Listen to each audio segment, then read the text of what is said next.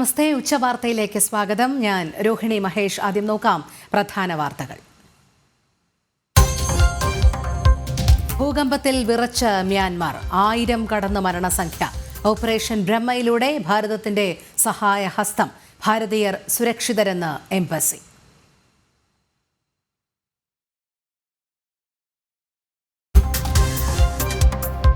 തിരക്കഥയിൽ തിരുത്ത്. എമ്പുരാൻ സിനിമയാക്കിയത് യഥാർത്ഥ തിരക്കഥയല്ല.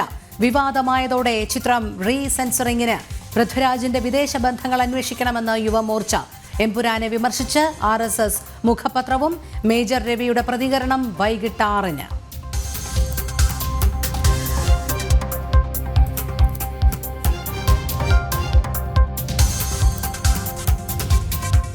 ഛത്തീസ്ഗഡിൽ ഭീകരവേട്ട. 16 മാവോയിസ്റ്റ് ഭീകരരെ വധിച്ചു. ഏറ്റുമുട്ടൽ സുക്മയിൽ 2 ജവാന്മാർക്ക് പരിക്ക്. അടുത്ത വർഷം മാർച്ചോടെ നക്സൽ മുക്ത ഭാരതമെന്ന് അമിത്ഷാ.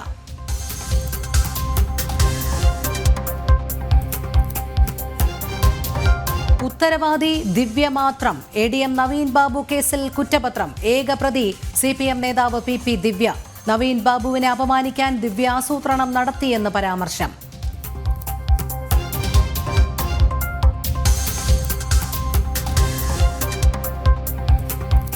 പ്രതിസന്ധിയിൽ ഉലഞ്ഞ് കോഴിക്കോട് മെഡിക്കൽ കോളേജ്. മരുന്നു വിതരണം വീണ്ടും അവതാളത്തിൽ. മെഡിക്കൽ കോളേജിൽ സീറ്റ് വർധനയ്ക്കുള്ള അപേക്ഷ നിരസിച്ച് സർക്കാർ.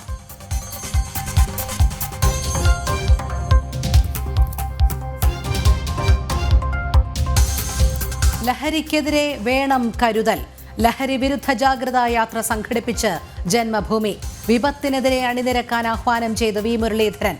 ലഹരി വിൽപ്പനയിലൂടെ ലഭിക്കുന്ന പണം ഭീകരവാദത്തിന് ഉപയോഗിക്കുന്നുവെന്ന് R ശ്രീലേഖ.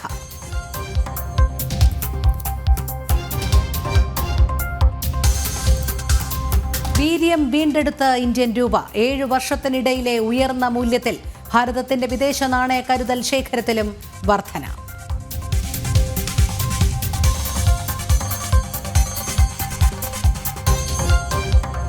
ഉഭയകക്ഷി വ്യാപാരം ഇരട്ടിയാക്കാൻ ഭാരതവും അമേരിക്കയും. ലക്ഷ്യം 2030ഓടെ $500 ബില്യൺ. മിഷൻ 500ന് ധാരണയായത് പ്രധാനമന്ത്രി നരേന്ദ്രമോദിയുടെ US സന്ദർശനത്തിനിടെ. മോദിയെ വീണ്ടും പ്രശംസിച്ച് ഡൊണാൾഡ് ട്രംപ്.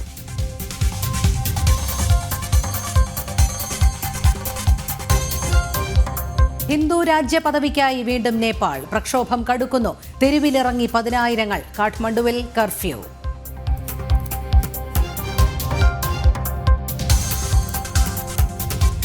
IPLൽ ആദ്യ ജയം തേടി മുംബൈയും ഗുജറാത്തും. നായക കുപ്പായത്തിലേക്ക് വീണ്ടും ഹാർദിക് പാണ്ഡ്യ.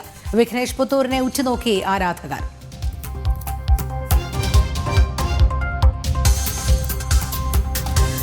ഭൂകമ്പം തകർത്ത മ്യാൻമറിലും തായ്ലൻഡിലും രക്ഷാപ്രവർത്തനം പുരോഗമിക്കുന്നു. ഇരു രാജ്യങ്ങളിലുമായി മരണം 1000 കടന്നു. ഭാരതവും അമേരിക്കയും ഉൾപ്പെടെയുള്ള രാജ്യങ്ങൾ മ്യാൻമറിന് സഹായവുമായി രംഗത്തെത്തി. മ്യാൻമറിനായി ഭാരതം ഓപ്പറേഷൻ ബ്രഹ്മ ആരംഭിച്ചു. 15 ടൺ ദുരിതാശ്വാസ സാമഗ്രികളുടെ ഇന്ത്യൻ വ്യോമസേനാ വിമാനം മ്യാൻമറിലെത്തിയതായി വിദേശകാര്യ വക്താവ് രൺധീർ ജയ്സ്വാൾ അറിയിച്ചു. മ്യാൻമറിന് മാനുഷിക സഹായം വാഗ്ദാനം ചെയ്ത് US പ്രസിഡന്റ് ഡൊണാൾഡ് ട്രംപും രംഗത്തെത്തി. കൂടുതൽ വിവരങ്ങളുമായി ഐസൺ ജോസ് ചേരുന്നു. ഐസൺ, ഭൂകമ്പം മ്യാൻമറിനെയും തായ്ലൻഡിനെയും അക്ഷരാർത്ഥത്തിൽ തകർത്തിരിക്കുകയാണ്. ഇരു രാജ്യങ്ങളിലുമായി മരണം 1000 കടന്നിരിക്കുന്നു. അതിൽ നിന്ന് തന്നെ അതിന്റെ വ്യാപ്തി മനസ്സിലാക്കാവുന്നതാണ്. അതോടൊപ്പം രക്ഷാപ്രവർത്തനം ഏതു രീതിയിലാണ് പുരോഗമിക്കുന്നത്? ഭാരതവും അമേരിക്കയും ഉൾപ്പെടെയുള്ള രാജ്യങ്ങൾ മ്യാൻമറിന് സഹായവുമായി രംഗത്തെത്തിയിട്ടുണ്ടല്ലോ. തീർച്ചയായും രോഹിണി, ഭാരതവും അമേരിക്കയും വൻതോതിൽ സഹായവുമായി രംഗത്തെത്തിയിട്ടുണ്ട്. നമുക്കറിയാവുന്നതാണ്, അല്പസമയം മുമ്പാണ് നമ്മൾ ദൃശ്യങ്ങളിൽ കാണുന്നത് പോലെ 15 ടണ്ണോളം സഹായ വസ്തുക്കളുമായി, അതായത് മരുന്നും ഭക്ഷണവും അനുബന്ധ സൗകര്യങ്ങളുമായുള്ള വിമാനം മ്യാൻമാറിലെത്തിയത്. നിലവിലെ സാഹചര്യത്തിൽ നമുക്ക് ലഭ്യമാകുന്ന സൂചനകൾ അനുസരിച്ച് അമേരിക്കയും വൻതോതിൽ മാനുഷിക സഹായം ഉറപ്പാക്കുന്നതിനുള്ള നടപടികൾ ആരംഭിച്ചിട്ടുണ്ട് എന്നാണ് അറിയാൻ സാധിക്കുന്നത്. അല്പസമയത്തിനകം തന്നെ ഇത് സംബന്ധിച്ച വിമാനങ്ങൾ, ഇക്കാര്യങ്ങളും ഇത്തരം ചരക്കുകളുമായുള്ള വിമാനങ്ങൾ അമേരിക്കയിൽ നിന്ന് പുറപ്പെടുമെന്ന സൂചനകളും പുറത്തു വരുന്നുണ്ട്. അത് മ്യാൻമാറിനെ അടിയന്തരമായി രക്ഷാപ്രവർത്തനങ്ങൾക്ക് ആവശ്യമായ വസ്തുക്കളും അതുപോലെ തന്നെ മരുന്നും അനുബന്ധ വസ്തുക്കളും ജീവൻ നിലനിർത്തുന്നതിനാവശ്യമായ നിരവധി മരുന്നുകൾ ഉൾപ്പെടെ എത്തിക്കും എന്നാണ് ഇപ്പോൾ അറിയാൻ സാധിക്കുന്നത്. ഭാരതവും എത്തിച്ചിരിക്കുന്നത് മരുന്നുകളും അതുപോലെ തന്നെ ജീവൻ രക്ഷാ സംവിധാനങ്ങളുമാണ്. നേരത്തെ രോഹിണി സൂചിപ്പിച്ചതുപോലെ അതിതീവ്രമായ ഒരു ഭൂകമ്പമാണ് മ്യാൻമാറിലും തായ്ലൻഡിലും ഉണ്ടായിരിക്കുന്നത്. ഈ ബാങ്കോക്കിലും മ്യാൻമാറിലെ മറ്റ് നഗരങ്ങളിലുമായി ഉണ്ടായിരിക്കുന്ന വലിയ ഭൂകമ്പത്തിൽ നമുക്ക് ലഭ്യമാകുന്ന വിവരങ്ങൾ അനുസരിച്ച് 1000-ലേറെ കടന്നിരിക്കുന്നു മരണസംഖ്യ എന്നാണ് അറിയാൻ സാധിക്കുന്നത്. സംഭവിക്കുന്നത്. 1000-ലേറെ പേർ മരിക്കുകയും അതുപോലെ തന്നെ നിരവധി പേർക്ക് പരിക്കേൽക്കുകയും നിരവധി പേരെ കാണാതാവുകയും ചെയ്തിട്ടുണ്ട്. തായ്ലൻഡിലൊക്കെ നിർമ്മാണ പ്രവർത്തനങ്ങൾ നടക്കുന്ന പല കെട്ടിടങ്ങളും തകർന്നു വീണ് നൂറുകണക്കിന് തൊഴിലാളികളെ കാണാതായിട്ടുണ്ട് എന്ന സൂചനകളെല്ലാം തന്നെ വിവരങ്ങളെല്ലാം തന്നെ പുറത്തു വരികയും ചെയ്യുന്നുണ്ട്. സ്വാഭാവികമായും ഈ 1000 എന്ന മരണസംഖ്യ വർദ്ധിക്കാനുള്ള സാധ്യത തന്നെയാണ് കാണുന്നത്.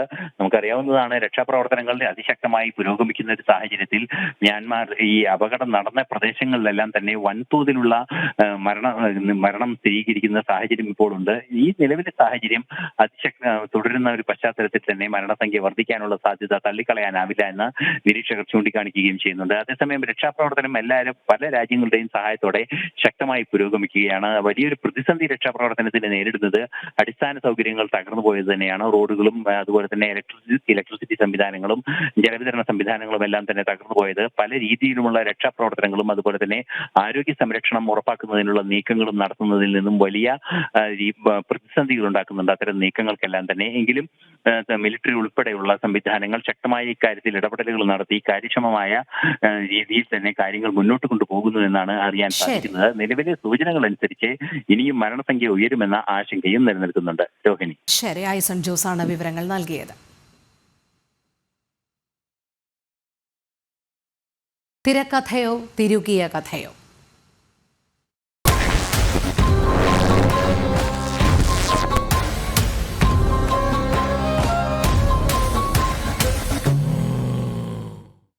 വ്യാപക വിമർശനമുയർന്ന എമ്പുരാൻ സിനിമയുടെ റീസെൻസറിംഗ് പുരോഗമിക്കുന്നു. പുതിയ പാനലാണ് റീസെൻസറിംഗ് നടത്തുന്നത്.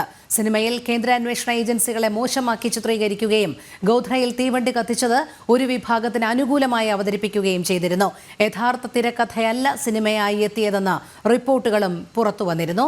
പ്രജിത്ത് മോഹനൻ ചേരുന്നു. പ്രജിത്ത്, എന്തായാലും വലിയ വിമർശനങ്ങൾക്ക് വിധേയമായതിന്റെ അടിസ്ഥാനത്തിൽ ഇപ്പോൾ എമ്പുരാൻ സിനിമയുടെ റീസെൻസറിംഗ് പുരോഗമിക്കുകയാണ്. ഏറ്റവും പുതിയ വിവരങ്ങൾ. എമ്പുരാന്റെ രാഷ്ട്രവിരുദ്ധ വ്യാപക പ്രതിഷേധത്തിന് വഴിവെച്ചതോടുകൂടിയാണ് ചിത്രം വീണ്ടും സെൻസർ ചെയ്യാൻ സെൻസർ ബോർഡ് തീരുമാനിച്ചത്. തിരുവനന്തപുരം ചിത്രാഞ്ജലി സ്റ്റുഡിയോയിൽ നടക്കുന്ന റീസെൻസറിംഗിൽ പുതിയ പാനലാണ് ചിത്രം കണ്ട് വിലയിരുത്തുന്നത്. എമ്പുരാൻ ആദ്യം സെൻസർ ചെയ്ത പാനൽ പൂർണ്ണമായും ഒഴിവാക്കിയാണ് ഇപ്പോൾ നടപടികൾ പുരോഗമിക്കുന്നത്. രാഷ്ട്രവിരുദ്ധതയും ചരിത്രത്തിന്റെ അപനർമ്മതയും ഒക്കെ ബോധ്യപ്പെടുകയാണെങ്കിൽ സെൻസർ ബോർഡ് ചിത്രത്തിന് കത്തിവെക്കാനുള്ള സാധ്യത നിലനിൽക്കുന്നു. അങ്ങനെയെങ്കിൽ ഈ പുതിയ സെൻസർ പതിപ്പായിരിക്കും ഇനി മുതൽ തിയേറ്ററുകളിൽ സംപ്രേഷണം ചെയ്യുക. അതേസമയം എമ്പുരാനെതിരെ രൂക്ഷ വിമർശനങ്ങൾ ഒരു വശത്ത് സജീവമായി കൊണ്ടിരിക്കുകയാണ്. ശരി, പ്രജിത്ത് മോഹനനാണ് വിവരങ്ങൾ നൽകിയത്. എമ്പുരാൻ സിനിമയെ വിമർശിച്ച് RSS മുഖപത്രമായ ഓർഗനൈസർ. എമ്പുരാൻ ഹിന്ദു വിരുദ്ധവും ഭാരത വിരുദ്ധവുമെന്ന വിമർശനം.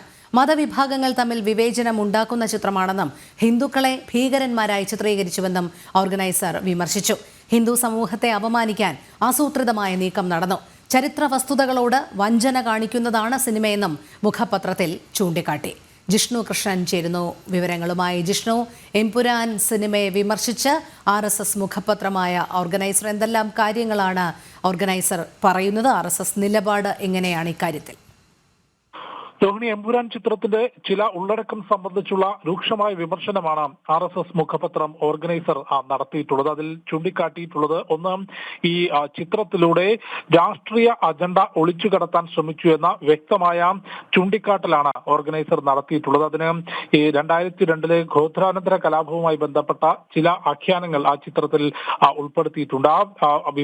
ആ ഒരു ഉള്ളടക്കത്തിൽ ഹിന്ദു സമൂഹത്തെ അപമാനിക്കാനുള്ള ആസൂത്രിതമായ നീക്കം നടന്നു. ഗുജറാത്തിൽ നടന്നിട്ടുള്ള കലാപത്തിൽ ആ കലാപത്തിന്റെ തുടക്കം എന്താണ്, ഗോധ്ര കലാപം എന്താണ് എന്ന് കാണിക്കുകയോ അതല്ലെങ്കിൽ അത് ഉൾപ്പെടുത്തുകയോ ചെയ്യാതെ ഗോധ്രാനന്തര കലാപം മാത്രം കാണിച്ചുകൊണ്ട് ഹിന്ദുക്കളെ ഭീകരന്മാരായി ചിത്രീകരിക്കുകയാണ് സിനിമ ചെയ്തിട്ടുള്ളത്. ചരിത്രത്തിൽ നടന്നിട്ടുള്ള ഒരു സംഭവം എന്നുള്ളത് ഒരു സിനിമയ്ക്കെതിരെയോ ആവിഷ്കാര സ്വാതന്ത്ര്യത്തിനെതിരെയോ അല്ല RSSന്റെ മുഖപത്രമായിട്ടുള്ള ഓർഗനൈസർ ഈ വിമർശനം ഉന്നയിച്ചിട്ടുള്ളത്. ചരിത്രത്തിൽ നടന്നിട്ടുള്ള ഒരു സംഭവം സിനിമയിൽ അതുമായി ബന്ധപ്പെട്ട ആഖ്യാനം നടത്തുമ്പോൾ അത് തെറ്റായി ചിത്രീകരിക്കുകയും ഹിന്ദു സമൂഹത്തെ മാത്രം ഭീകരന്മാരായി പ്രശ്നക്കാരായി ചിത്രീകരിക്കുകയും ചെയ്തുകൊണ്ട് ഹിന്ദു സമൂഹത്തെ അപമാനിക്കാൻ ആസൂത്രിതമായ നീക്കം നടത്തി എന്നുള്ളതാണ് ഓർഗനൈസർ വ്യക്തമാക്കിയത്. പൃഥ്വിരാജ് ഈ ചിത്രം രാഷ്ട്രീയ അജണ്ട ഒളിച്ചു കടത്താൻ ശ്രമിച്ചു. അതായത് പ്രേക്ഷകർ കാത്തിരുന്ന ചിത്രമായിരുന്നു എമ്പുരാൻ എന്നുള്ളത് ഈ ലേഖനത്തിൽ തന്നെ ഓർഗനൈസർ വ്യക്തമാക്കുന്നുണ്ട്. അത്തരത്തിൽ പ്രേക്ഷകർ കാത്തിരുന്ന ഒരു ചിത്രത്തിൽ രാഷ്ട്രീയ അജണ്ട ഒളിച്ചു കടത്താനും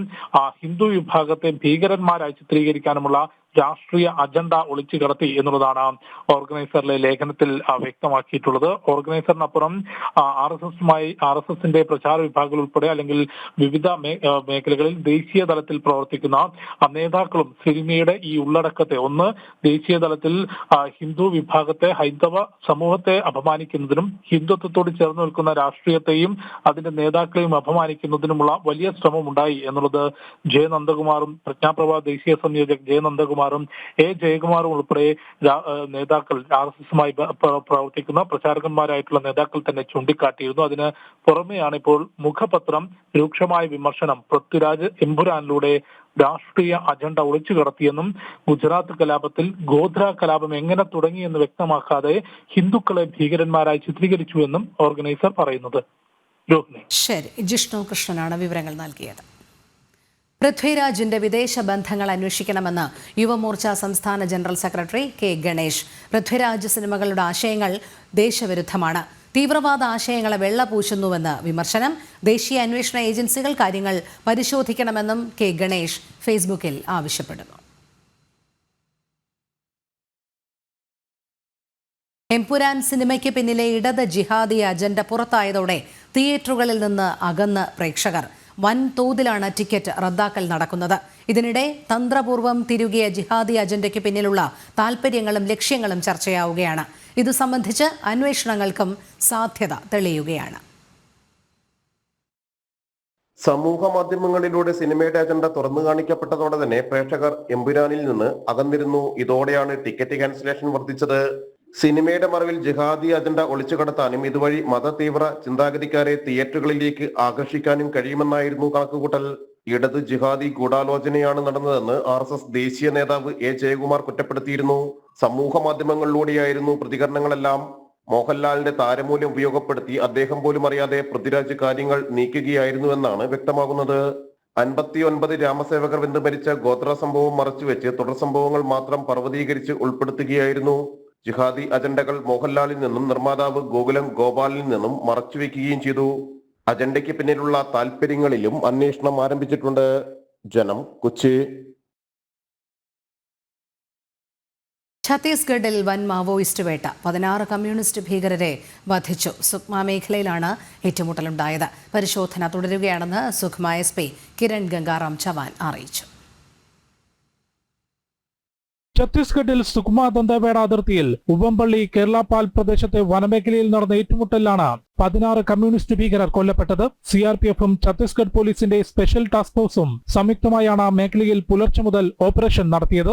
16 ഭീകരരുടെയും മൃതദേഹം കണ്ടെത്തിയെന്നും AK-47 തോക്കും സ്ഫോടക വസ്തുക്കളും ഉൾപ്പെടെ വൻ ആയുധശേഖരം പിടിച്ചെടുത്തതായും സുക്മ SP കിരൺ ഗംഗാറാം ചവാൻ അറിയിച്ചു. ഓപ്പറേഷനിടെ 2 സുരക്ഷാ ഉദ്യോഗസ്ഥർക്ക് പരിക്കേറ്റതായും അദ്ദേഹം പറഞ്ഞു. अभी तक जो केरलापाल थाना क्षेत्र अंतर्गत गुंडावाड़ी इलाके में जो मुठभेड़ हुई है 16 नक्सलियों के शव बरामद किए गए हैं. इसमें AK-47 SLR इंसा जैसे काफी भारी मात्रा में हथियार बरामद किए गए हैं. 2 जवान इसमें घायल हुए हैं, उनको इवैक्यूएशन किया जा रहा है. മേഖലയിൽ കൂടുതൽ സേനാവിന്യാസം നടത്തി പരിശോധന തുടരുകയാണ്. ഈ മാസം 19-ന് ബീജാപൂർ കാങ്കർ മേഖലകളിലുണ്ടായ ഏറ്റുമുട്ടലിൽ 22 കമ്മ്യൂണിസ്റ്റ് ഭീകരരെ സുരക്ഷാസേന വധിച്ചിരുന്നു. 2026 മാർച്ച് 31-നകം രാജ്യത്തു നിന്ന് ചുവപ്പൻ ഭീകരത പൂർണ്ണമായും തുടച്ചു നീക്കുമെന്ന് സുരക്ഷാ അവലോകന യോഗത്തിനു ശേഷം നേരത്തെ കേന്ദ്ര ആഭ്യന്തരമന്ത്രി അമിത്ഷായും വ്യക്തമാക്കിയിരുന്നു. ജനം, ഡൽഹി. കൺസോർഷ്യം രൂപീകരിച്ച് ആശമാരെ സഹായിക്കുമെന്ന് കേന്ദ്രമന്ത്രി സുരേഷ് ഗോപി. ആദ്യഘട്ടത്തിൽ 1 കോടി രൂപ സംഭാവനയായി താൻ തന്നെ നൽകും. ബാക്കി തുക സമൂഹത്തിൽ നിന്ന് സ്വരൂപിക്കും. ആശമാരെ കാണാൻ പോയത് അവർ ക്ഷണിച്ചിട്ടാണ്. അതിൽ രാഷ്ട്രീയ സർക്കസ് ഇല്ല. 25 കോടിയുടെ കൺസോർഷ്യം രൂപീകരിക്കാനാണ് ആലോചിക്കുന്നതെന്നും സുരേഷ് ഗോപി പറഞ്ഞു. ഞാൻ ഈ പറഞ്ഞ എൻ്റെ വരുമാനത്തിൻ്റെ ഒരു ഇതനുസരിച്ച് എന്തായാലും 50, 60, 70 ഉറപ്പാണ്. അത് 1 കോടി ആയാൽ 1 കോടിയാക്കും. എനിക്ക് തോന്നുന്നു ഒരുപാട് പേര് അതിനകത്ത് വന്ന് പങ്കുചേരുന്നതാണ്.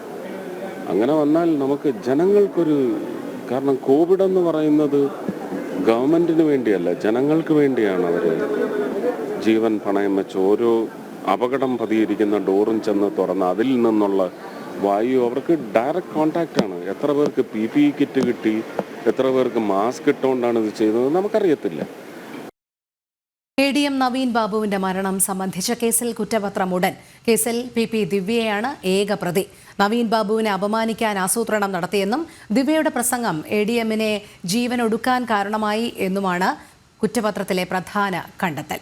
മിഥുൻ പിള്ള ചേരുന്നു. മിഥുൻ, ADM നവീൻ ബാബുവിന്റെ മരണം സംബന്ധിച്ച കേസിൽ കുറ്റപത്രം ഉടൻ സമർപ്പിക്കാനിരിക്കെ കുറ്റപത്രത്തിൽ പറയുന്ന കാര്യങ്ങൾ എങ്ങനെയാണ്? രോഹിണി, ഏതാണ്ട് 3 മണിയോടുകൂടി കുറ്റപത്രം സമർപ്പിക്കുമെന്നാണ് നമുക്കിപ്പോൾ ലഭിക്കുന്ന വിവരം. കേസിൽ PP ദിവ്യ ഏക പ്രതിയായി ആയിക്കൊണ്ടാണ് ഈ കുറ്റപത്രം സമർപ്പിക്കാനാണ് ഇപ്പോൾ അന്വേഷണ സംഘം തീരുമാനിച്ചിരിക്കുന്നത്. ആത്മഹത്യാ പ്രേരണാ കുറ്റമാണ് PP ദിവ്യക്കെതിരെ ചുമത്തിയിരിക്കുന്നത്. മാത്രമല്ല, നവീൻ ബാബുവിനെ അപമാനിക്കാൻ PP ദിവ്യ ആസൂത്രണം നടത്തി. ദിവ്യയുടെ പ്രസംഗം തന്നെയാണ് ADM ജീവനെടുക്കാൻ പ്രേരണയായതെന്നും കുറ്റപത്രത്തിൽ വ്യക്തമായി പറയുന്നുണ്ട്. യാത്രയപ്പ് യോഗത്തിലേക്ക് ക്ഷണമില്ലാതെയാണ് PP ദിവ്യ പോയത്. ഇത് ADMനെ അപമാനിക്കാൻ ലക്ഷ്യമിട്ട് തന്നെയാണ്. വീഡിയോ ചിത്രീകരിക്കാൻ പ്രാദേശിക ചാനലിനെ ഏർപ്പാടാക്കിയതും ദിവ്യ തന്നെയാണ്. അതിനുശേഷം ഈ ദൃശ്യങ്ങൾ സ്വന്തം ഫോണിൽ നിന്ന് ദിവ്യ പ്രചരിപ്പിച്ചെന്നും അന്വേഷണ സംഘം കണ്ടെത്തിയിട്ടുണ്ട്. അതേസമയം ആത്മഹത്യാക്കുറിപ്പോ മറ്റു കാരണങ്ങളോ ഒന്നും തന്നെ കണ്ടെത്താനായിട്ടില്ല. അതുകൊണ്ട് തന്നെ ഇത് ആത്മഹത്യ തന്നെയാണെന്ന വിധത്തിൽ തന്നെയാണ് അന്വേഷണ സംഘം ഉള്ളത്. കുറ്റപത്രം നൽകുന്നത് Kannur judicial first class magistrate കോടതിയിലാണ്. 82 സാക്ഷികളുള്ള കേസിൽ ഏതാണ്ട് 3 വാദങ്ങളിലായി 486 പേജുള്ള കുറ്റപത്രമാണ് അന്വേഷണ സംഘം സമർപ്പിക്കുന്നത്. രോഹിണി. ശരി, മിഥുൻ പിള്ളയാണ് വിവരങ്ങൾ നൽകിയത്. നവീൻ ബാബുവിന്റെ മരണത്തിൽ ആഗ്രഹിക്കുന്ന തരത്തിൽ കുറ്റപത്രം ഉണ്ടാകുമെന്ന് പ്രതീക്ഷിക്കുന്നില്ലെന്ന് നവീൻ ബാബുവിന്റെ ബന്ധുവും CPM നേതാവുമായ മലയാലപ്പുഴ മോഹനൻ. കുറ്റപത്രം ഇന്ന് സമർപ്പിക്കുമെന്നറിഞ്ഞത് മാധ്യമങ്ങളിലൂടെയാണ്. കുറ്റപത്രം സംബന്ധിച്ച് കൂടുതൽ വ്യക്തത വരേണ്ടിയിരിക്കുന്നു. കുറ്റപത്രത്തിലെ കാര്യങ്ങളെക്കുറിച്ച് അറിയില്ലെന്നും മലയാലപ്പുഴ മോഹനൻ പറഞ്ഞു. കുറ്റപത്രം സമർപ്പിച്ചു എന്നുള്ളത് തന്നെ ഇപ്പം മാധ്യമങ്ങൾ സുഹൃത്തുക്കൾ പറയുമ്പോൾ ഞാൻ അറിയുന്നു. സമർപ്പിച്ചോന്നും എനിക്കറിയില്ല. ആ സന്ദർഭത്തിൽ ഞാൻ അതിനെപ്പറ്റി എങ്ങനെ പ്രതികരിക്കാൻ കഴിയും? എനിക്കൊരു വ്യക്തതയില്ലല്ലോ. 1. 2, കുറ്റപത്രത്തിൽ എന്തൊക്കെ പറഞ്ഞിട്ടുള്ളത് സംബന്ധിച്ചും മാധ്യമ വാർത്ത കണ്ടുകൊണ്ട് അഭിപ്രായം പറയുന്നത് ഗുണകരമാവും. ഇല്ലെന്നതിൻ്റെ പോലീസിൻ്റെ അനുമാനം എന്തോ നമുക്ക് അറിയില്ലല്ലോ. ഇപ്പോഴും അറിയില്ല. അതേ സംബന്ധിച്ച് ഒരു വ്യക്തത വരുത്തി കഴിഞ്ഞാൽ നമുക്ക് അതിനെ സംബന്ധിച്ച് അഭിപ്രായം വീണ്ടും പറയാനുണ്ട്. കുറ്റപത്രത്തിൽ എന്തൊക്കെ ഉണ്ടെന്ന് സംബന്ധിച്ച് നമ്മൾ ആഗ്രഹിക്കുന്ന തരത്തിൽ കുറ്റപത്രം ഉണ്ടാകുമെന്ന് ഞാൻ പ്രതീക്ഷിക്കുന്നില്ല. പരീക്ഷാ ചോദ്യപേപ്പറിന് പകരം ഉത്തരസൂചിക നൽകി PSC. സർവേ വകുപ്പിലെ വകുപ്പ് തല പരീക്ഷയിലാണ് ഗുരുതര പിഴവ്. സൂപ്രണ്ട് തസ്തികയിലേക്കുള്ള പ്രമോഷന് വേണ്ടിയാണ് പരീക്ഷ. പരീക്ഷ എഴുതാനെത്തിയത് 200-ലധികം ആളുകളാണ്. രശ്മി കാർത്തിക ചേരുന്നു. രശ്മി, അങ്ങേറ്റവും ഗുരുതരമായ പിഴവ് എന്ന് തന്നെ പറയേണ്ടിയിരിക്കുന്നു. ചോദ്യപേപ്പറിന് പകരം ഉത്തരസൂചിക നൽകുന്ന PSC എങ്ങനെ വിലയിരുത്താം? ഗുരുതരമായിട്ടുള്ള വീഴ്ച തന്നെയാണ് ഇപ്പോൾ PSCയുടെ ഭാഗത്തു നിന്നുണ്ടായിരിക്കുന്നത്. സർവേ വകുപ്പിലെ വകുപ്പ് തല പരീക്ഷയിലാണ് ഈ ഗുരുതര പിഴവ് സംഭവിച്ചിരിക്കുന്നത്. സൂപ്രണ്ട് തസ്തികയിലേക്കുള്ള പ്രമോഷന് വേണ്ടിയാണ് പരീക്ഷ നടത്തിയത്. 3 കേന്ദ്രങ്ങളാണ് ഉണ്ടായിരുന്നത്. ഒന്ന് തിരുവനന്തപുരം, മറ്റൊന്ന് എറണാകുളം, കോഴിക്കോട്. ഈ 3 കേന്ദ്രങ്ങളിലാണ് പരീക്ഷ നടന്നത്. രാവിലെ പരീക്ഷയ്ക്കായി സർവേ വകുപ്പിലെ ഉദ്യോഗസ്ഥർ എത്തിയ സമയത്താണ് ഇത്തരത്തിൽ ഈ ചോദ്യപേപ്പർ ലഭിച്ച സമയത്ത് ചോദ്യവും ഉത്തരവും ഒരുമിച്ച് ഉള്ള പേപ്പറാണ് ഇവർക്ക് കൈമാറിയിരിക്കുന്നത്. സാധാരണ 6 മാസം കൂടുമ്പോഴാണ് ഈ സൂപ്രണ്ട് തസ്തികയിലേക്കുള്ള പ്രൊമോഷന് വേണ്ടി പരീക്ഷ നടത്തുക, സർവേയർമാർക്ക് പരീക്ഷ നടത്തുക. പക്ഷെ അതിപ്പോ 2 വർഷത്തിന് ശേഷമാണ് ഈ പരീക്ഷ നടത്തുന്നത്. അപ്പോൾ ഈ പരീക്ഷയിൽ തന്ന ഈ ചോദ്യപേപ്പർ, അതിൽ ചോദ്യത്തിനൊപ്പം ഉത്തരം കൂടി ഉള്ളതിനെ തുടർന്ന് പിന്നാലെ ഈ പരീക്ഷ റദ്ദ് ചെയ്യുകയായിരുന്നു. അപ്പോൾ ഇവർ പറയുന്ന ഒരു കാര്യം, ഇത്രത്തോളം വൈകി 6 മാസത്തിൽ ഒരിക്കൽ നടത്തേണ്ട പരീക്ഷ 2 വർഷം കഴിഞ്ഞ് നടത്തുന്നു എന്നത് തന്നെ വലിയ പ്രശ്നമാണ്. അപ്പോൾ 2 വർഷത്തിൽ നടത്തുന്ന പരീക്ഷയിൽ വീണ്ടും ഈ ഒരു പിഴവ് സംഭവിച്ചിരിക്കുന്നു. ഇനി എപ്പോൾ പരീക്ഷ ഉണ്ടാകുമെന്ന് പോലും അറിയത്തില്ല എന്നുള്ള ഒരു ആശങ്കയുണ്ട്. മാത്രമല്ല, ഇത് പ്രൊമോഷനെ ഉൾപ്പെടെ വലിയ രീതിയിൽ ബാധിക്കും എന്നുള്ളതും ഇന്ന് പരീക്ഷ എഴുതാൻ എത്തിയ സർവേയർമാർ ആരോപിക്കുന്നത്. ഏതായാലും ഗുരുതരമായിട്ടുള്ള ഒരു പിഴവാണ് ഇന്ന് PSCയുടെ ഭാഗത്തു നിന്നും ഉണ്ടായിരിക്കുന്നത്. ശരി, രശ്മി കാർത്തികയാണ് വിവരങ്ങൾ നൽകിയത്. കേരള സർവകലാശാല MBA വിദ്യാർത്ഥികളുടെ ഉത്തരക്കടലാസ് കാണാതായ സംഭവത്തിൽ അടിയന്തര യോഗം വിളിച്ച് VC. നടന്നത് ഗുരുതര വീഴ്ചയെന്നും VC ഡോക്ടർ മോഹൻ കുന്നുമേൽ. അന്വേഷണം ആവശ്യപ്പെട്ട വിദ്യാർത്ഥി സംഘടനകൾ കേരള സർവകലാശാലയിൽ നിന്നാണ് ഉത്തരക്കടലാസുകൾ കാണാതായത്. കേരള യൂണിവേഴ്സിറ്റിയിലെ MBA വിദ്യാർത്ഥികളുടെ ഉത്തരക്കടലാസുകൾ നഷ്ടമായ സംഭവത്തിൽ പ്രതികരണവുമായി അധ്യാപകൻ. പാലക്കാട് നിന്നും ആലത്തൂരിൽ എത്തുന്നതിനിടെയാണ് ഉത്തരക്കടലാസുകൾ നഷ്ടപ്പെട്ടത്. ഇരുചക്ര വാഹനത്തിലായിരുന്നു പോയത്. റോഡിൽ പരിശോധന നടത്തിയെങ്കിലും കണ്ടെത്താൻ സാധിച്ചില്ലെന്നും പോലീസിൽ പരാതി നൽകിയിരുന്നുവെന്നും അധ്യാപകൻ പറഞ്ഞു. ആലത്തൂരൊന്നും എത്തിയില്ല. അതിന് മുന്നേ അതിന് ഏകദേശം ആലത്തൂർ എത്തുന്നതിന് ഏകദേശം ഒരു 5 കിലോമീറ്റർ ഇപ്പുറത്ത് വെച്ചിട്ട് തന്നെ എനിക്കൊരു കോൾ വന്നപ്പോൾ ഞാൻ അങ്ങനെ നോക്കുന്ന സമയത്ത് ഈ പേപ്പറിൻ്റെ ബാഗ് കാണാനില്ല വണ്ടിയിൽ നിന്ന്. അത് കഴിഞ്ഞ് ഞാൻ തിരിച്ചു വന്നിട്ട് ഫുള്ളായിട്ട് ഹൈവേ മൊത്തം നോക്കി, പക്ഷേ പേപ്പർ കിട്ടിയില്ല. അതുകൊണ്ട് എനിക്ക് ഇനി റൈറ്റ് സൈഡ് വെച്ചത് കാരണം ഇനിയിപ്പോൾ ഏതെങ്കിലും വണ്ടികൾ ആക്സിഡൻ്റ് എന്തെങ്കിലും ആവേണ്ട കാരണം അങ്ങനെ കട്ട് ചെയ്തില്ലാണല്ലോ. ഇനിയിപ്പോൾ അത് എടുത്ത് എവിടെയെങ്കിലും ഇട്ടോ എന്നുള്ളത് നമുക്കറിയില്ല. ഏകദേശം 2 ദിവസം നന്നായിട്ട് പിറ്റേ ദിവസം ഫുള്ളായിട്ട് ഞാൻ അന്വേഷിച്ച് അവിടെ എല്ലാം നമ്പറൊക്കെ കൊടുത്തു. അതിന് ശേഷമാണ് 14-ാം തീയതി വൈകുന്നേരം പോയിട്ട് യൂണിവേഴ്സിറ്റിയിൽ ഞാൻ അന്ന് ആരെയും വിളിച്ച് അറിയിച്ചു. അപ്പോൾ അവർ പറഞ്ഞു നിങ്ങൾ നാളെ തന്നെ 15-ാം തീയതി രാവിലെ അവിടെ വന്നോളൂ പറഞ്ഞു എൻ്റെ അടുത്ത്. 14-ാം തീയതി എന്നിട്ട് അതിന് ശേഷം ഒരു 3-3:30-4 മണിയൊക്കെ ആയപ്പോൾ ഞാൻ ഇവിടെ നോർത്ത് പോലീസ് സ്റ്റേഷനിൽ പോയിട്ട് അങ്ങനെ FIR ഫയൽ ചെയ്യാൻ വിചാരിച്ച് പോയി. പക്ഷേ അവർ പറഞ്ഞു ഇത് പിടിച്ചു പറയുകയാണെങ്കിൽ മാത്രമേ നമുക്ക് FIR ഫയൽ ചെയ്യാൻ പറ്റുള്ളൂ. പക്ഷേ നഷ്ടപ്പെട്ടു പോയാൽ നമുക്ക് ലോസ്റ്റ് എന്നുള്ള രീതിയിൽ അവരെനിക്ക് ഒരു പേപ്പേഴ്സ് ലോസ്റ്റ് എന്നുള്ള രീതിയിലുള്ള കടലാസ്. കരുനാഗപ്പള്ളി സന്തോഷിന്റെ കൊലപാതകത്തിലെ മുഖ്യപ്രതിക്ക് CPM ബന്ധം. കൊട്ടേഷൻ നൽകിയ പങ്കജും CPM ജില്ലാ കമ്മിറ്റി അംഗമായിരുന്ന PK ബാലചന്ദ്രനും ഒന്നിച്ചുള്ള ചിത്രം പുറത്തുവന്നു. പങ്കജിന്റെ ഫേസ്ബുക്ക് പ്രൊഫൈൽ ചിത്രം TP വധക്കേസ് പ്രതി കൊടിസുനിക്കൊപ്പമുള്ളതാണ്. കരുനാഗപ്പള്ളി സ്വദേശി സന്തോഷിന്റെ കൊലപാതകത്തിൽ അന്വേഷണം തുടരുന്നതിനിടെയാണ് മുഖ്യപ്രതിയായ പങ്കജിന്റെ CPM ബന്ധവും പുറത്താകുന്നത്. CPM ജില്ലാ കമ്മിറ്റി അംഗമായിരുന്ന PK ബാലചന്ദ്രനുമായി നിൽക്കുന്ന ചിത്രങ്ങൾ പ്രതി സമൂഹമാധ്യമങ്ങളിൽ പങ്കുവച്ചിരുന്നു. ഒപ്പം TP വധക്കേസ് പ്രതി കൊടിസുനിയുമായുള്ള ചിത്രം ഫേസ്ബുക്ക് പ്രൊഫൈൽ ചിത്രവുമാക്കിയിട്ടുണ്ട്. കൊടിസുനിയെ അനുകൂലിച്ചുള്ള പോസ്റ്റുകളും ഫേസ്ബുക്കിലുണ്ട്. PK ബാലചന്ദ്രനുമായുള്ള പ്രതിയുടെ ബന്ധം പാർട്ടിക്കുള്ളിലെ വിഭാഗീയതയിൽ പ്രകടമായിരുന്നു. കരുനാഗപ്പള്ളിയിൽ പരസ്യമായി പ്രതിഷേധിച്ച CPM പ്രവർത്തകർ ഉയർത്തിക്കാട്ടിയത് ഇരുവരും ഒന്നിച്ചുള്ള ചിത്രമാണ്. കാപ്പ കേസ് പ്രതിയും ഗുണ്ടാത്തലവനുമായ പങ്കജിന്റെ യജമാനാണോ PK ബാലചന്ദ്രൻ എന്നായിരുന്നു പ്രവർത്തകരുടെ ചോദ്യം. നിലവിൽ സന്തോഷിന്റെ കൊലപാതകത്തിന് ശേഷം പങ്കജടക്കമുള്ള പ്രതികൾ ഒളിവിലാണ്. കൃത്യത്തിൽ നേരിട്ട് പങ്കെടുത്ത രാജപ്പനെയും മറ്റു ചില പ്രതികളെയും പോലീസ് കസ്റ്റഡിയിലെടുത്തിട്ടുണ്ട്. പിടിയിലായ കുക്കുവിന്റെ വീട്ടിൽ കൊലപാതകത്തിന് തയ്യാറെടുപ്പ് നടത്തിയെന്നും വിവരമുണ്ട്. ഒളിവിലുള്ള പ്രതികൾക്കായി മറ്റു ജില്ലകളിലടക്കം പോലീസ് അന്വേഷണം ഊർജിതമാക്കി. ജനം, കൊല്ലം. പുനർനിയമനം നൽകിയ ഉദ്യോഗസ്ഥരുടെ ശമ്പള വിവരം മറച്ചുവെച്ച സർക്കാർ വിവരങ്ങൾ ക്രോഡീകരിച്ച് സൂക്ഷിച്ചിട്ടില്ലെന്നായിരുന്നു നിയമസഭയിൽ മുഖ്യമന്ത്രിയുടെ മറുപടി. ക്യാബിനറ്റ് റാങ്കിൽ വരെ വിരമിച്ച ഉദ്യോഗസ്ഥരെ തിരികെ കയറ്റിയ ശേഷമാണ് സർക്കാരിന്റെ ഒളിച്ചുകളി. വിവിധ സർക്കാർ സ്ഥാപനങ്ങൾ, പൊതുമേഖലാ സ്ഥാപനങ്ങൾ, ബോർഡുകൾ, കോർപ്പറേഷനുകൾ, മിഷനുകൾ എന്നിവിടങ്ങളിൽ സർക്കാർ സർവീസിൽ നിന്നും വിരമിച്ച ശേഷവും പുനർനിയമനം ലഭിച്ചവരെ കുറിച്ചായിരുന്നു നിയമസഭാ ചോദ്യങ്ങൾ. കരാർ, റീ എംപ്ലോയ്മെന്റ് വ്യവസ്ഥകളിൽ നിയമനം ലഭിച്ചവരെ കുറിച്ചും അവർക്ക് നൽകിയിട്ടുള്ള വേതന അലവൻസുകൾ എന്നിവ വ്യക്തമാക്കണമെന്നായിരുന്നു ഒന്നാമത്തെ ചോദ്യം.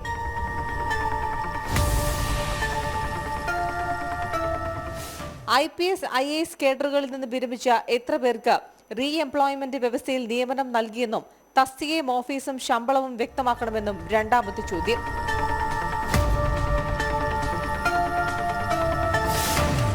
മൂന്നാമത്തെ ചോദ്യം ഇത്തരം നിയമനങ്ങളിൽ പ്രതിവർഷം ഖജനാവിൽ നിന്ന് ചെലവാകുന്ന പണത്തെക്കുറിച്ച്. 3 ചോദ്യങ്ങൾക്കും മുഖ്യമന്ത്രിക്ക് ഒരേ മറുപടി: വിവരം ക്രോഡീകരിച്ച് സൂക്ഷിച്ചിട്ടില്ല.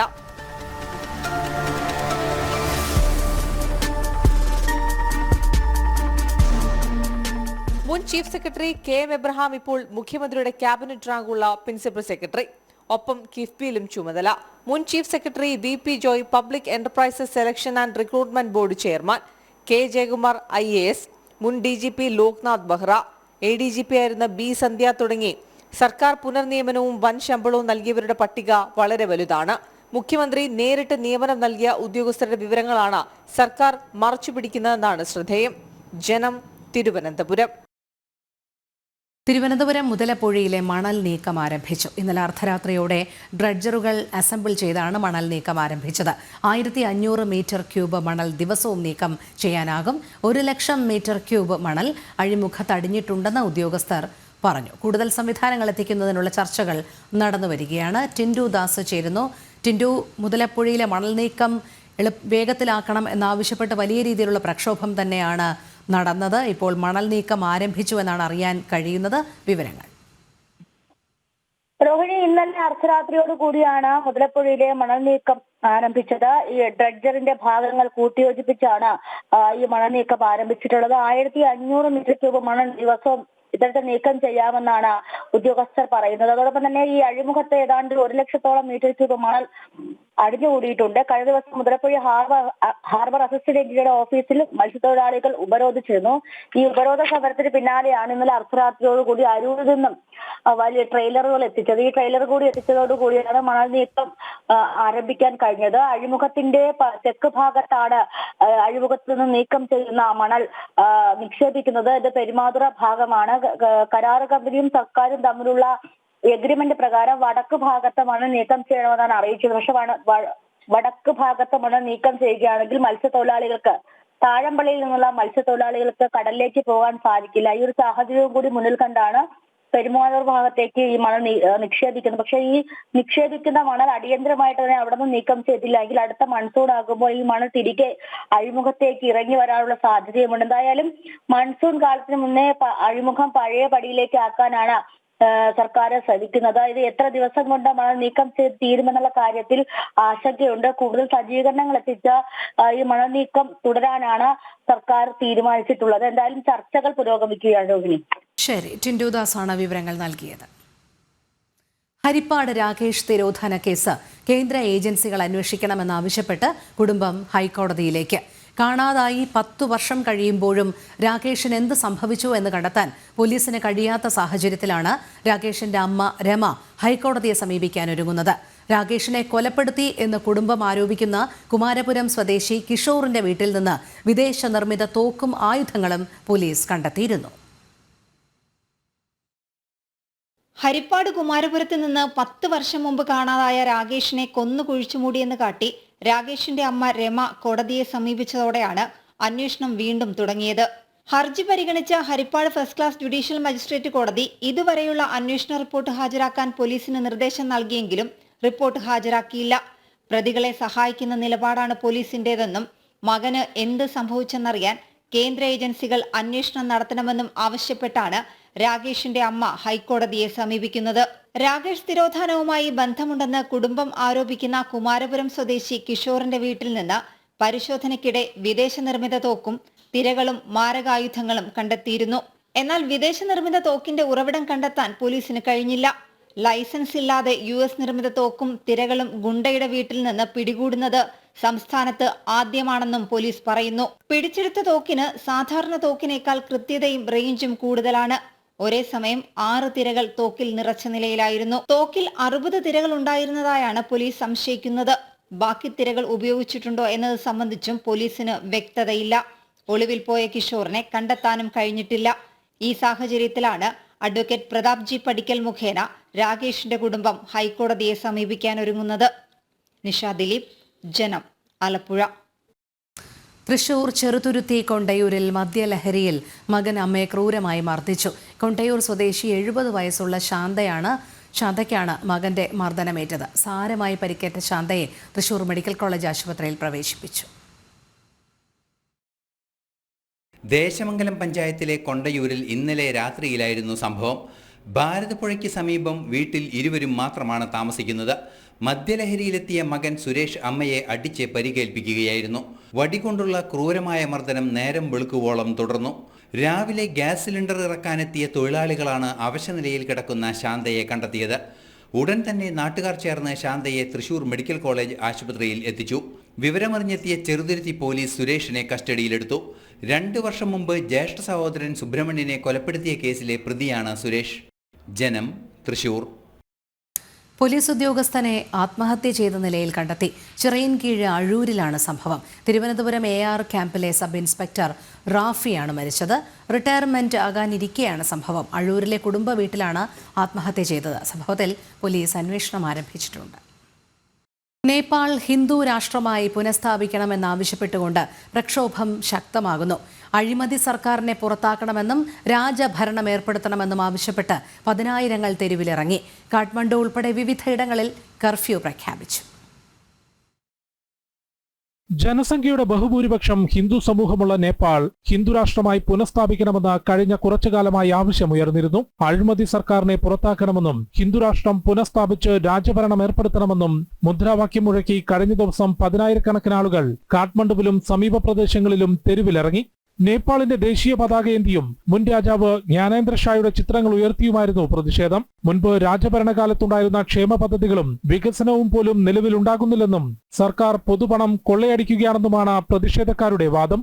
2008 രാജ്യഭരണം അവസാനിച്ചതിന് ശേഷം നേപ്പാളി കമ്മ്യൂണിസ്റ്റ് പാർട്ടിയും നേപ്പാളി കോൺഗ്രസ് പാർട്ടിയുടെ പിന്തുണയോടുമുള്ള സർക്കാരുകൾ മാറി മാറി ഭരിച്ചെങ്കിലും സുസ്ഥിരമായ ഭരണം നടത്താൻ ആർക്കും സാധിച്ചിട്ടില്ലെന്നുമാണ് വിമർശനം. രാഷ്ട്രീയ പ്രജാതന്ത്ര പാർട്ടിയും ജനങ്ങളുടെയും നേതൃത്വത്തിൽ നടന്ന പ്രതിഷേധം സുരക്ഷാ ഉദ്യോഗസ്ഥർ തടഞ്ഞത് സംഘർഷത്തിന് കാരണമായി. പോലീസ് കണ്ണീർ വാതകവും റബ്ബർ ബുള്ളറ്റും പ്രയോഗിച്ചു.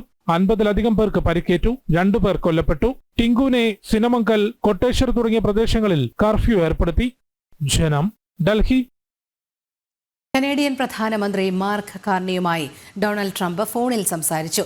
ചർച്ച ഏറെ ഫലപ്രദമെന്ന് ട്രംപ് സമൂഹമാധ്യമത്തിൽ കുറിച്ചു. കാനഡയിലെ പൊതു തെരഞ്ഞെടുപ്പിന് ശേഷം മാർക്ക് കാർണിയുമായി നേരിട്ട് കൂടിക്കാഴ്ച നടത്തുമെന്നും ട്രംപ് സമൂഹമാധ്യമമായ ട്രൂത്തിലെ കുറിപ്പിൽ പറഞ്ഞു. ഇക്കഴിഞ്ഞ ദിവസമാണ് അമേരിക്കയുമായുള്ള എല്ലാ ബന്ധവും അവസാനിച്ചു എന്ന് മാർക്ക് കാർണി വ്യക്തമാക്കിയത്. ഇതിന് പിന്നാലെയാണ് ട്രംപുമായുള്ള ടെലിഫോൺ സംഭാഷണം നടന്നത്. തൃപ്തികരമായ സംഭാഷണമാണ് മാർക്ക് കാർണിയുമായി നടന്നതെന്ന് ട്രംപ് സമൂഹമാധ്യമമായ ട്രൂത്തിൽ കുറിച്ചു. ഏപ്രിൽ 28-ന് കാനഡയിൽ തെരഞ്ഞെടുപ്പ് നടന്നതിന് ശേഷം ഇരു നേതാക്കളും നേരിൽ സംസാരിക്കുമെന്നും ട്രംപ് അറിയിച്ചു.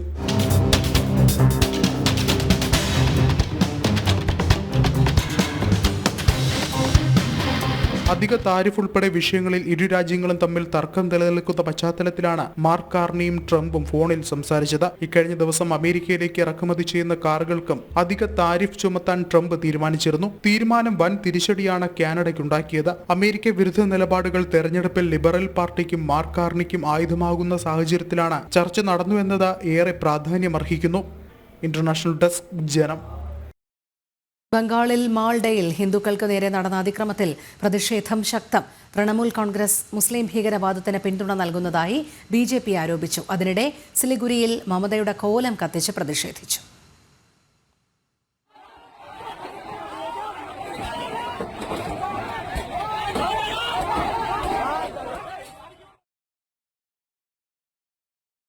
KP വിഭാഗം സമസ്തയ്ക്കു പിന്നാലെ സ്വകാര്യ സർവകലാശാല സ്ഥാപിക്കാനൊരുങ്ങി EK സമസ്തയും. സ്വകാര്യ സർവകലാശാല ബിൽ നിയമസഭ പാസാക്കിയതിനു പിന്നാലെയാണ് പ്രഖ്യാപനം.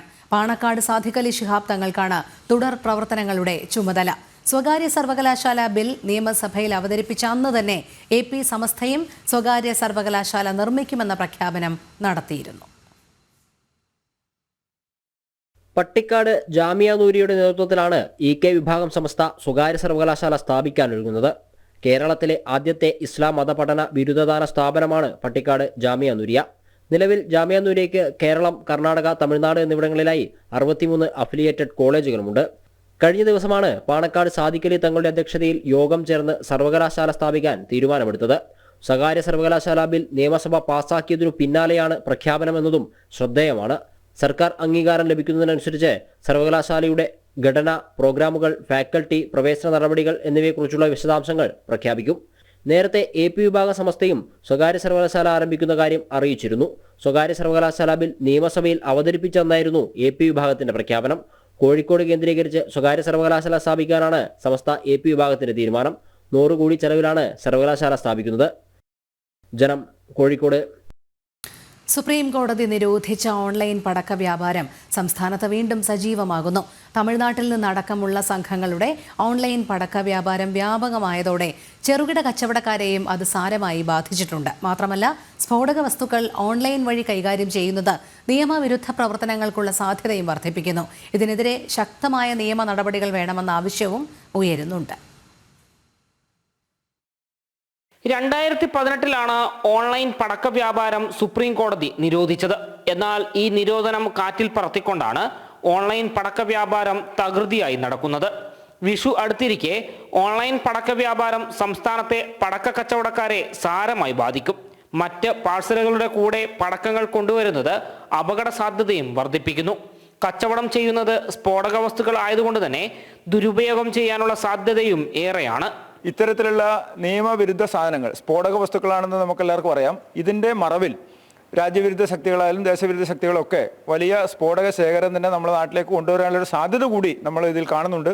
അതുകൊണ്ട് തന്നെയാണ് പോലീസും അതുപോലെയുള്ള എല്ലാ വകുപ്പുകളും ഇക്കാര്യത്തിൽ അടിയന്തരമായ ഇടപെടൽ നടത്തണമെന്ന് ഭാരതീയ വ്യാപാരി വ്യവസായ സംഘം ആവശ്യപ്പെട്ടിട്ടുള്ളത്. ഓൺലൈൻ പടക്ക വ്യാപാരം കാരണം സർക്കാരിന് ലഭിക്കേണ്ട നികുതിയാണ് ചോർന്നു പോകുന്നത്. നിയമവിരുദ്ധമാണ്, സർക്കാരിന് നഷ്ടമാണ്. നമ്മളെ സംബന്ധിച്ചിടത്തോളം വ്യാപാരി സമൂഹത്തിൽ നിന്നുള്ളവരുടെ ഇൻഫർമേഷൻ പാസ് ചെയ്യുന്നതനുസരിച്ചിട്ട് പോലീസ് അധികാരികളും ഇതോടനുബന്ധിച്ച് GST കൗൺസിലിന്റെ ഭാഗത്തുനിന്ന് പ്രത്യേക സഹകരണം ഉണ്ടാവണം. എല്ലാ മാനദണ്ഡങ്ങളും പാലിച്ച പടക്ക വ്യാപാരം നടത്തുന്ന വ്യാപാരികളുടെ നട്ടെല്ലൊടിക്കുന്നതാണ് ഓൺലൈൻ വ്യാപാരം എന്നാണ് പരാതി. അതേസമയം ഓൺലൈൻ പടക്ക വ്യാപാരം തടയണമെന്നും കൃത്യമായ അന്വേഷണം നടത്തണമെന്നും ആവശ്യപ്പെട്ട് ഭാരതീയ വ്യാപാരി വ്യവസായി സംഘം കണ്ണൂർ ജില്ലാ കലക്ടർക്കും DIGക്കും GST ഡിപ്പാർട്ട്മെന്റിനും പരാതി നൽകിയിട്ടുണ്ട്. ജനം, കണ്ണൂർ. എറണാകുളം വാഴക്കുളം പാര്യത്ത് കോളനിയിലെ ജനങ്ങളെ ഒഴിപ്പിക്കുന്നതിൽ പോലീസ് സഹായം ഒരുക്കുന്നില്ലെന്ന് അഭിഭാഷക കമ്മീഷൻ. കമ്മീഷൻ എത്തുമ്പോൾ നാട്ടുകാർ പ്രതിഷേധവുമായി തടയുകയാണ്. വൻ പോലീസ് സംഘമുണ്ടെങ്കിലും നാട്ടുകാരെ പിന്തിരിപ്പിക്കാൻ പോലീസ് നടപടിയെടുക്കുന്നില്ലെന്നാണ് കമ്മീഷന്റെ ആക്ഷേപം. സുപ്രീംകോടതി വിധിയെ തുടർന്നാണ് കോളനിയിലെ കുടുംബങ്ങളെ ഒഴിപ്പിക്കാൻ അഭിഭാഷക കമ്മീഷൻ വീണ്ടും എത്തിയത്. 13 തവണയാണ് കോളനിയിലെ കുടുംബങ്ങളെ ഒഴിപ്പിക്കാൻ അഭിഭാഷക കമ്മീഷൻ പാര്യത്ത് എത്തിയത്. കമ്മീഷൻ വന്നപ്പോഴെല്ലാം ജനങ്ങൾ പ്രതിരോധവുമായി രംഗത്തെത്തി. കമ്മീഷൻ ഏകപക്ഷീയമായി പെരുമാറുന്നുവെന്നാണ് നാട്ടുകാരുടെ ആരോപണം. ഇന്നലെയും വൻ പോലീസ് സന്നാഹവുമായാണ് കമ്മീഷൻ സ്ഥലത്തെത്തിയത്. ജനങ്ങളുടെ എതിർപ്പിനെ തുടർന്ന് നടപടിയെടുക്കാതെ കമ്മീഷന് മടങ്ങേണ്ടി വന്നു. പോലീസ് ഉണ്ടെങ്കിലും ജനങ്ങളെ മാറ്റി കോടതി ഉത്തരവ് നടപ്പിലാക്കാൻ കഴിയുന്നില്ലെന്നാണ് കമ്മീഷൻ അംഗം ആരോപിക്കുന്നത്.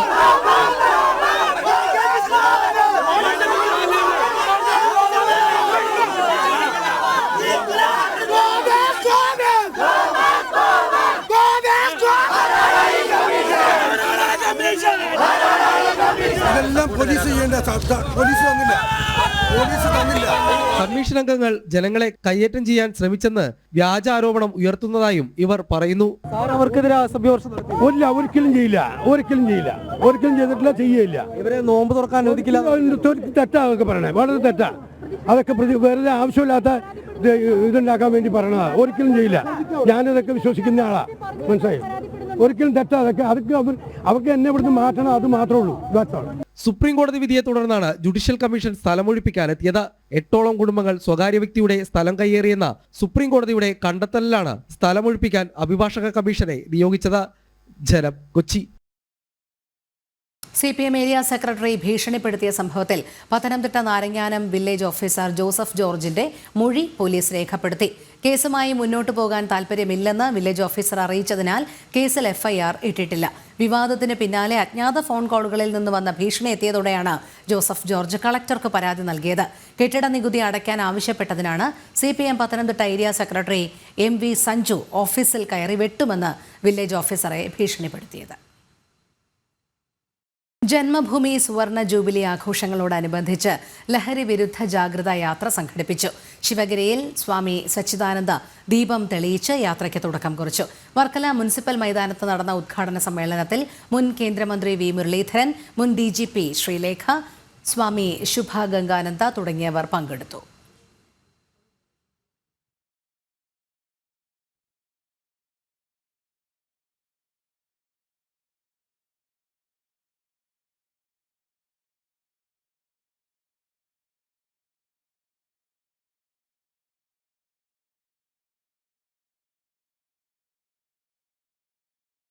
ലഹരി സമൂഹത്തിനെതിരായ വലിയ വിപത്തെന്ന് മുൻ കേന്ദ്രമന്ത്രി V മുരളീധരൻ.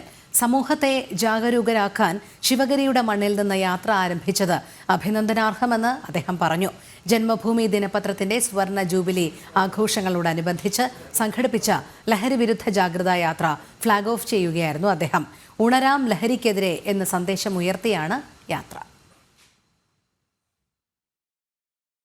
ഗുരുദേവന്റെ ചൈതന്യം നിലനിൽക്കുന്ന ശിവഗിരിയിൽ നിന്ന് ഈ യാത്രയുടെ തുടക്കം കുറിക്കാനെടുത്ത തീരുമാനം ഏറ്റവും സ്വാഗതാർഹമായിട്ടുള്ള ഉചിതമായിട്ടുള്ള തീരുമാനമാണ്.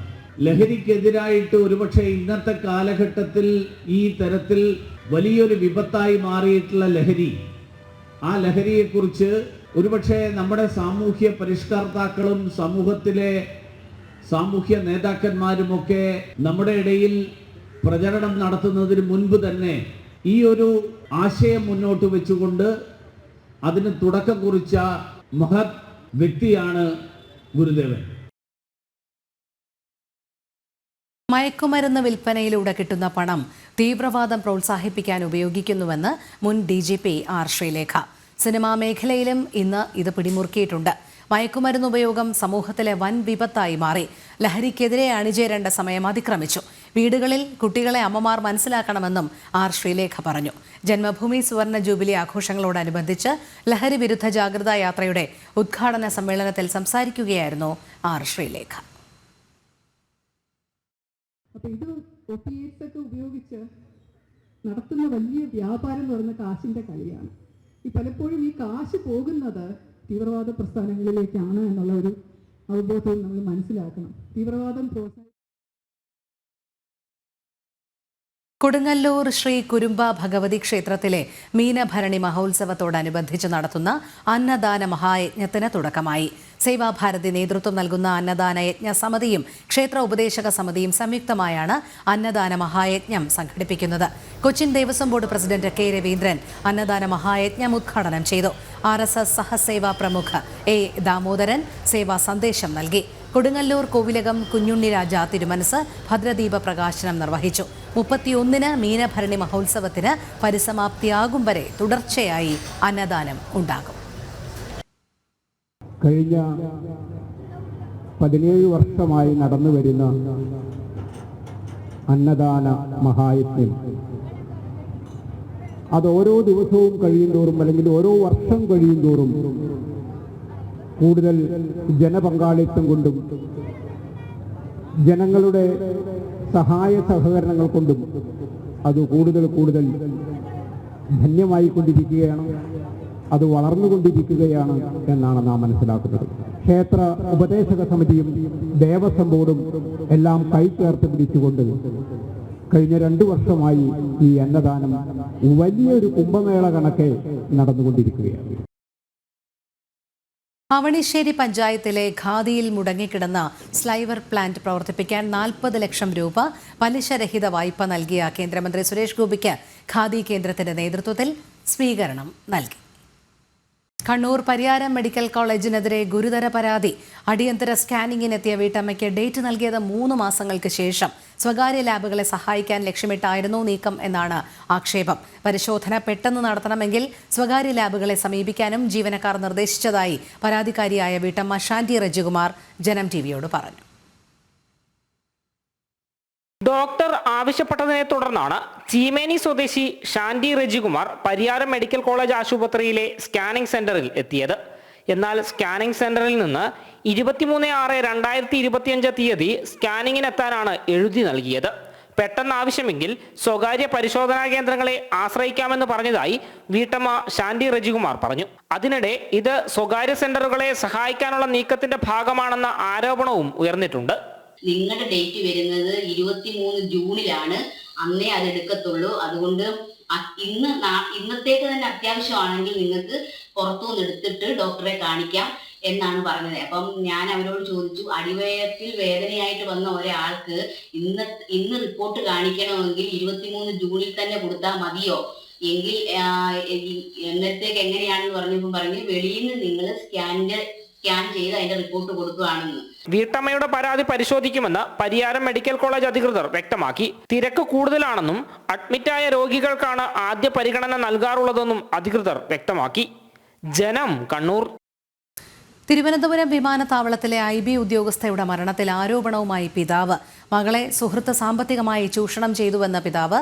IB ഉദ്യോഗസ്ഥനായ മലപ്പുറം സ്വദേശിക്കെതിരെയാണ് പിതാവിന്റെ ആരോപണം. പിന്നെ നമ്മൾ അക്കൗണ്ട് സ്റ്റേറ്റ്മെൻറ്റ് പരിശോധിച്ചു. അക്കൗണ്ട് സ്റ്റേറ്റ്മെൻറ്റ് എടുത്ത് പരിശോധിച്ചിരുന്നു. അവനെ സാമ്പത്തികമായിട്ട് ചൂഷണം ചെയ്തതായിട്ട് കണ്ടു. കിട്ടുന്ന പൈസയൊക്കെ അവനതിൽ നിന്ന് ട്രാൻസ്ഫർ ചെയ്തതായിട്ടാണ് അതിൽ നിന്ന് വെളിവാകുന്നത്. അതുപോലെ തന്നെ പല സ്ഥലങ്ങളിൽ പോയിട്ട് പല സ്ഥലത്തു നിന്നും ഈ ATM കാർഡ് ഉപയോഗിച്ചും അല്ലാതെ ട്രാൻസ്ഫർ ചെയ്തിട്ടുള്ളതായിട്ട് കാണുന്നുണ്ട്. അതായത് അക്കൗണ്ട് സ്റ്റേറ്റ്മെൻറ്റ് എടുത്ത് നോക്കിയപ്പോൾ 80 രൂപ, അതായത് ഫെബ്രുവരി 28 കിട്ടിയ ശമ്പളം പോലും, അവസാനം കിട്ടിയ ശമ്പളം പോലും അവൻ്റെ അക്കൗണ്ടിലേക്ക് ട്രാൻസ്ഫർ ചെയ്തിട്ടുണ്ട്. അക്കൗണ്ടിലപ്പോൾ 80 രൂപയാണ് അവശേഷിക്കുന്നത്. ഗുജറാത്തിലെ ഗോധ്രയിൽ തീവണ്ടിക്ക് തനിയെ തീപിടിക്കുകയായിരുന്നുവെന്ന് Rahul Mamkootathil MLA.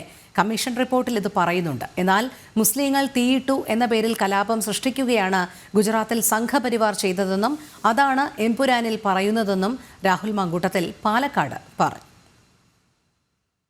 Indian cinema ഇൻഡസ്ട്രിയെ ദക്ഷിണേന്ത്യൻ സിനിമകൾ നിയന്ത്രിക്കുന്ന കാലത്ത് ബോളിവുഡ് സിനിമകളെല്ലാം പരാജയപ്പെട്ടുകൊണ്ടിരിക്കുന്ന ഒരു കാലമാണ്. ബോളിവുഡിൽ നിന്ന് വലിയ മാർക്കറ്റിംഗ് സിനിമകൾ ഉണ്ടാകുന്നില്ല. ഇന്ത്യൻ സിനിമാ മേഖലയ്ക്ക് നവോന്മേഷം നൽകി ദക്ഷിണേന്ത്യൻ സിനിമകൾ വരുമ്പോൾ BJPയുടെ സംഘപരിവാറിൻ്റെ ഒരു സൗത്ത് ഇന്ത്യൻ ഫോബി ഉണ്ടല്ലോ. രണ്ട് കാര്യങ്ങൾ. ഒന്ന്, ഈ ഗോദ്ര തീവണ്ടി ഇതുമായി ബന്ധപ്പെട്ട് തീ പിടിച്ചതുമായി ബന്ധപ്പെട്ടിട്ട് അവിടെ നടത്തിയ അന്വേഷണ കമ്മീഷൻ റിപ്പോർട്ട് എന്താണ്? കൂടുതൽ വിവരങ്ങളുമായി അരുൺ ആലത്തൂർ ചേരുന്നു. അരുൺ, വസ്തുതകൾ വളച്ചൊടിക്കുന്ന തരത്തിൽ തന്നെയാണ് രാഹുൽ മാങ്കൂട്ടത്തിൽ MLAയും ഇപ്പോൾ പറയുന്നത്.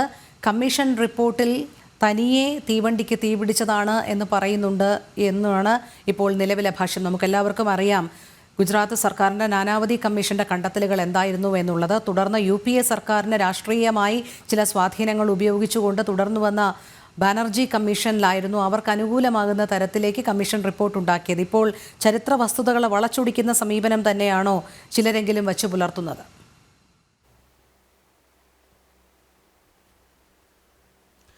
തീർച്ചയായിട്ടും നമുക്കറിയാം, ഈ എമ്പുരാൻ എന്നുള്ള സിനിമയിൽ, ആ സിനിമയുടെ തുടക്കത്തിൽ തന്നെ ഗുജറാത്തിൽ നടന്ന ആ ഒരു ട്രെയിനിലുണ്ടായ തീവെപ്പ്, ആ തീവെപ്പിൻ്റെ കാര്യങ്ങൾ കാണിക്കുമ്പോൾ അതിൽ തനിയെ ട്രെയിനിൽ തീപിടിച്ച തരത്തിൽ ഈ തീവണ്ടി കാണിച്ചുകൊണ്ടാണ് സിനിമ തുടങ്ങുന്നത്. അതിനെതിരെയാണ് വലിയ രീതിയിൽ ചരിത്രത്തെ എല്ലാം വളച്ചൊടിച്ചുകൊണ്ട് ഇങ്ങനെ സിനിമയിൽ അവതരിപ്പിക്കുന്നു എന്നതിനെതിരെ വലിയ വിമർശനങ്ങൾ സമൂഹത്തിൻ്റെ വിവിധ കോണുകളിൽ നിന്ന് ഉയർന്നുകൊണ്ടിരിക്കുന്നത്. എന്നാൽ ഈ പശ്ചാത്തലത്തിൽ രാഹുൽ മാങ്കൂട്ടത്തിൽ അല്പസമയം മുമ്പ് നടത്തിയ വാർത്താ സമ്മേളനത്തിൽ പറയുന്നത് ട്രെയിനിൽ തീ വെച്ചതല്ല, തീ പിടിച്ചതാണ് എന്നുള്ളതാണ്. അദ്ദേഹത്തിൻ്റെ വാക്കുകൾ കൃത്യമാണ്. ട്രെയിനിൽ തീ വെച്ചതല്ല, ട്രെയിനിൽ തീ പിടിച്ചതാണ് എന്നുള്ളതാണ്. ആ തീ പിടിച്ചതാണ് എന്ന് പറയുകയും അതിനുശേഷം ഗുജറാത്തിൽ കലാപം നടക്കുകയും മുസ്ലിമുകളെ കൂട്ടക്കൊല ചെയ്യുകയും ഒക്കെ ചെയ്തു എന്നുള്ളതാണ് അദ്ദേഹം പറയുന്നത്. പക്ഷേ അദ്ദേഹം പറയുന്നത് ഈ UPA സർക്കാരിൻ്റെ കാലത്ത് നടത്തിയ അന്വേഷണ റിപ്പോർട്ട് അല്ലെങ്കിൽ കൊണ്ടുവന്നിട്ടുള്ള കമ്മീഷൻ്റെ റിപ്പോർട്ടിനെ ഉദ്ധരിച്ചുകൊണ്ടാണ് ഇത്തരം കാര്യങ്ങൾ പറയുന്നത് എന്നുള്ളതാണ് നമുക്ക് കാണാൻ സാധിക്കുന്നത്. പക്ഷേ അപ്പോഴും നമുക്ക് നേരത്തെ പറഞ്ഞതുപോലെ തന്നെ പ്രധാനമായിട്ടും ഈ ഗുജറാത്തിലെ ഗോദ്ര കലാപവുമായി ബന്ധപ്പെട്ട് ചരിത്രം പരിശോധിക്കുമ്പോൾ ചരിത്രത്തിൽ കൃത്യമായിട്ട് തന്നെ സ്പെഷ്യൽ ഇൻവെസ്റ്റിഗേഷൻ ടീമാണ് ഇത് അന്വേഷിക്കുന്നത്. ആ സ്പെഷ്യൽ ഇൻവെസ്റ്റിഗേഷൻ ടീം ഇതിനെക്കുറിച്ചൊക്കെ അന്വേഷിച്ച സമയത്ത് അന്വേഷണ റിപ്പോർട്ടിൽ കൃത്യമായി പറയുന്നുണ്ട്. അതായത് 2002 ഫെബ്രുവരി 26 ഇത്തരമൊരു കലാപം നടക്കുമ്പോൾ ആ ഗോദ്ര സ്റ്റേഷനിൽ വെച്ച് 2-3 തവണ ട്രെയിനിൻ്റെ ആ ചങ്ങല വലിച്ചു എന്നുള്ളതാണ്. അത് അവിടുത്തെ ആ ട്രെയിനിലുണ്ടായിരുന്ന ലോക്കോ പൈലറ്റ് ഉൾപ്പെടെ അതിന് സാക്ഷിയാണ് എന്നുള്ളത് നമുക്ക് ചരിത്രം പരിശോധിക്കുമ്പോൾ കാണാൻ സാധിക്കും. മാത്രമല്ല, അങ്ങനെ ട്രെയിൻ വലിച്ചതിന് ശേഷം ഈ പെട്രോളോ അല്ലെങ്കിൽ മണ്ണെണ്ണയൊക്കെ പോലുള്ള ഇന്ധനം ഉപയോഗിച്ച് തുണിക്കെട്ടുകളിൽ അത് മുക്കി ആ തുണിക്കെട്ടുകൾ കർസേവകർ അയോധ്യയിൽ നിന്നും അടങ്ങുന്ന ആ കർസേവകർ സഞ്ചരിച്ച ബോഗിയിലേക്ക് എടുത്ത് എറിയുന്നു. അങ്ങനെ ആ ബോഗിയിൽ തീപിടുത്തം ഉണ്ടാകുന്നു. ആദ്യം കല്ലേറാണ് ഉണ്ടാകുന്നത്. കല്ലേറുണ്ടായപ്പോൾ ഈ ട്രെയിനിലെ വാതിലുകളും മറ്റുമൊക്കെ ഇവർ കൊട്ടി അടയ്ക്കുന്നുണ്ട്.